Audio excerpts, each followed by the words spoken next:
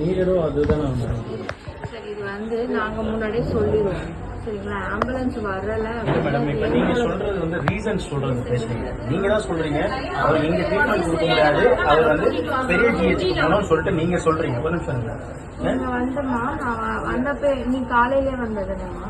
காலையிலே வரும்போதே இங்க என்ன பெரிய ஜிஹெச்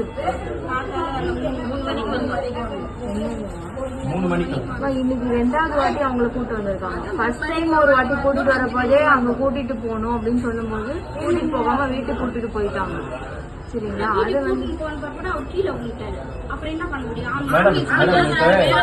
வசதி இல்லாம தான் மேடம் ஜிஹெச் போறோம். ஓகேவா, நாங்க வந்து அவங்க கூட்டிட்டு போயிட்டாங்க இல்ல அப்படின்றது இல்ல.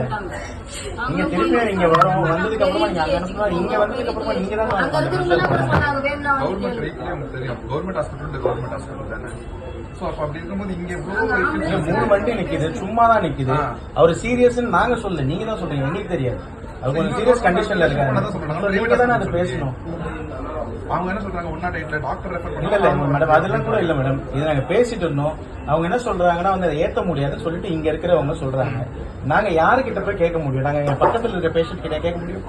இங்க யாரு இன்சார்ஜா இருக்கவங்க, இங்க வேலை செய்யறவங்க தான் எங்களை கேட்க முடியும். குரோம்பேட்ல இருந்து வரேன்னா அப்பா உடம்பு இல்லை. ஒரு 6 மாசத்துக்கு முன்னாடி அவருக்கு கிட்னி ஃபெயிலியர் ஆயிடுச்சு, கிட்னி லிவர் ஃபெயிலியர் ஆயிடுச்சு. ஏற்கனவே ஒரு 6 மந்த் முன்னாடி ஜிஹெச்ல ட்ரீட்மெண்ட் பார்த்தோமே. சரி, இப்போ நீ ரொம்ப முடியலன்னு சொல்லிட்டு நீ ஜிஹெச் கூட்டின்னு வந்தேன். அப்பா 5 மணிக்கு கூட்டின்னு வந்தேன். 5 மணிலேருந்து ஒரு இன்ஜெக்ஷன் போடல, குளுக்கோஸ் எத்துல எதுவுமே பண்ணல. அவங்க சும்மா தான் படுக்க வச்சுருக்காங்களே. அப்பா கேட்டால் வந்துட்டு நீங்கள் பெரிய ஜெச்சு தான் போய் பார்க்கணும் அப்படின்னா. பெரிய ஜெச்சு போகிறாங்க, என்கிட்ட வசதி இல்லை, காசும் இல்லை என்கிட்ட, அவ்வளோ பெரிய அமௌண்ட்டும் என்கிட்ட இல்லை.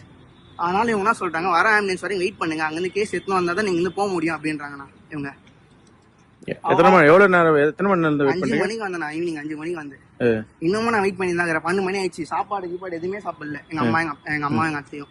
5 மணில இருந்து இவ்வளவு இங்க தான் வெயிட் பண்ணுறோமே. நாங்க கேட்டதுக்கு என்ன சொல்றாங்க?